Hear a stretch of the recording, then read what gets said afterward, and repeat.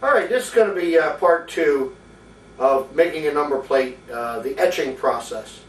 The first part was showing how we expose the plate and how we use the transparency and developing of the metal plate. Now, one thing I'm starting to determine here is I think some guys out there are a little bit skeptical. I think what's holding them back is the artwork. The process itself isn't really that hard, making the exposure and then doing the etching. That's really not that hard. That's pretty straightforward. But actually making the engraving or the artwork seems to be where the problem is. And if you want to get into CAD and CAD type drawings, then it's easy for you to do. If you learn a CAD drawing, or if you know somebody that has the ability to make CAD drawings, seek him out and make your drawings that way, and then get your transparencies. And then it's easy after that. It's not really hard. Prior to me finding the metal with the resist already on it and the 1/16 of an inch copper, you had to laminate the resist on there, and that always didn't work because it didn't get fully laminated. It has to be squeaky clean, and a lot of issues with that. It makes it so much better, so much easier, and it's really the process has really developed for me into something that is very useful. And I've made many parts for the 1361, and it really makes the engine stand out above the others because it has those little etch numbers and so on there, without going through the trouble of having an engraver and a mold and all that stuff with like the lost wax process. So what I'm doing now is the good old tank.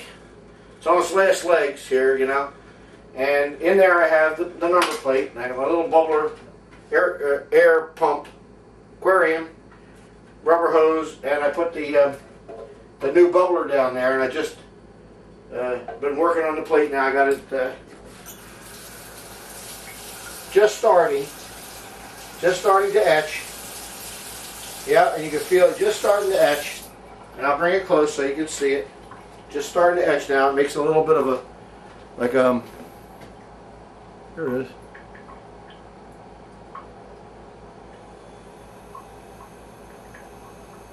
Just starting to etch it, and you can just start it's only been in about 5 to 10 minutes, not even that, and it takes a while. The solution is kind of used, so now I did it. That's another thing you got to worry about, it falling off the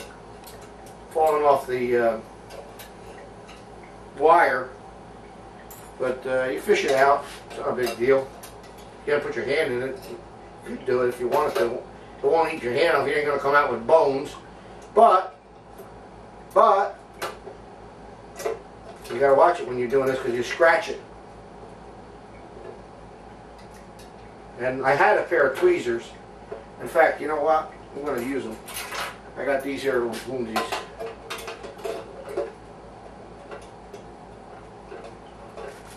I'll get it. There it is. You see, hopefully you didn't damage it. No, it's okay. And what you can do is just make the wire so it's bent there, you know, bent around so it can't fall off. You know, just bend it a little bit. So now it's really tough for that to fall off. All right, well, this is day 2. I started doing the etching the other day. As you can tell, it's a different day. I got a different shirt on. And what had happened was the little air pump, which is nothing more than a cheap aquarium pump. Evidently, some of the fumes or whatever from the ferric chloride impregnate this thing, and it just destroys it. So it wouldn't work, doesn't give enough bubbles, so end the story on that. I bought another little pump this morning, $9 at the aquarium store, or the pet store, cheap. And the bubbles are coming up real nice in there. And that's important because that helps the etching process. It'll slow it up without the bubbles. So this is after about an hour. Where are we at? I don't know if you can see the thickness of it. You can probably see it.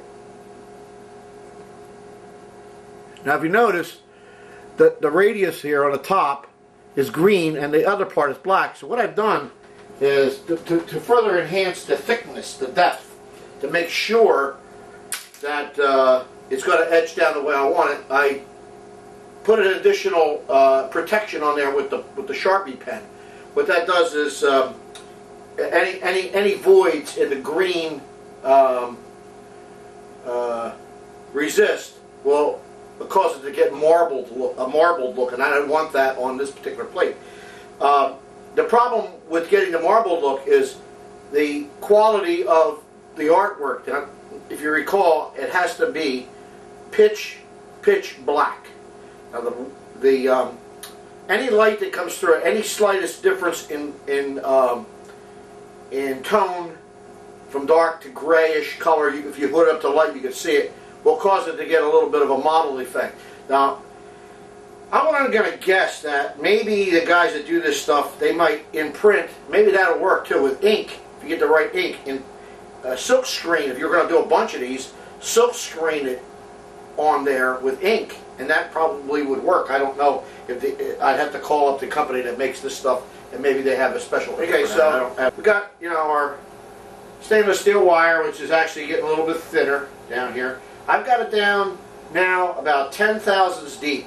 I'm going to probably try to get about 15 or 20, about 1/3 of the thickness of the metal. So if it's 60 thousandths, 62, as you say, rough out, 20 thousandths deep. So in probably another hour, it'll be down there where I want it to be. And then we're going to have a really, really nice plate.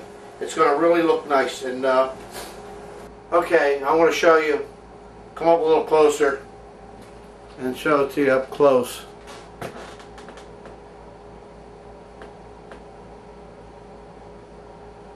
I tilt it, you could see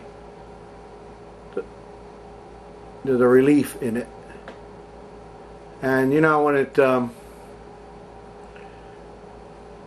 gets all painted and everything, and the letters are painted the yellow color, and then of course the background will be black, I think it'll look pretty good. It'll stand out, you'll be able to see it real nice. It'll look like a cast plate.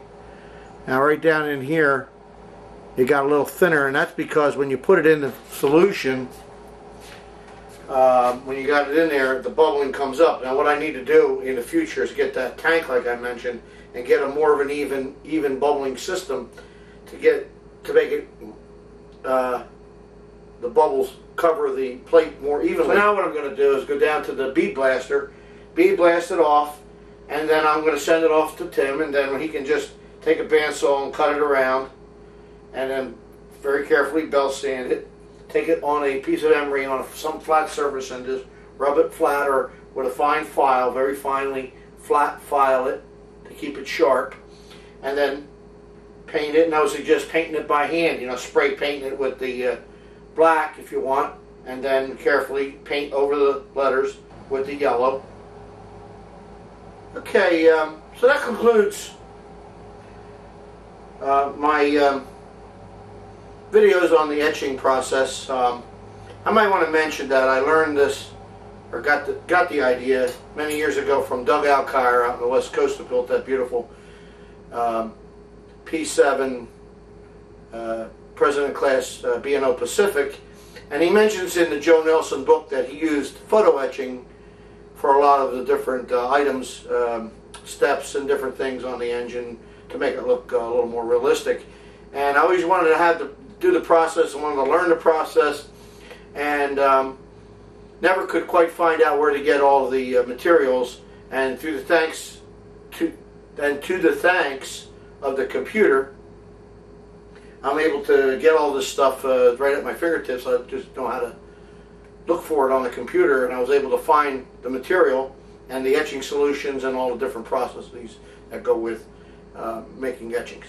So I wanted to take a little close-up look at it. I don't know if you've done that already. There it is.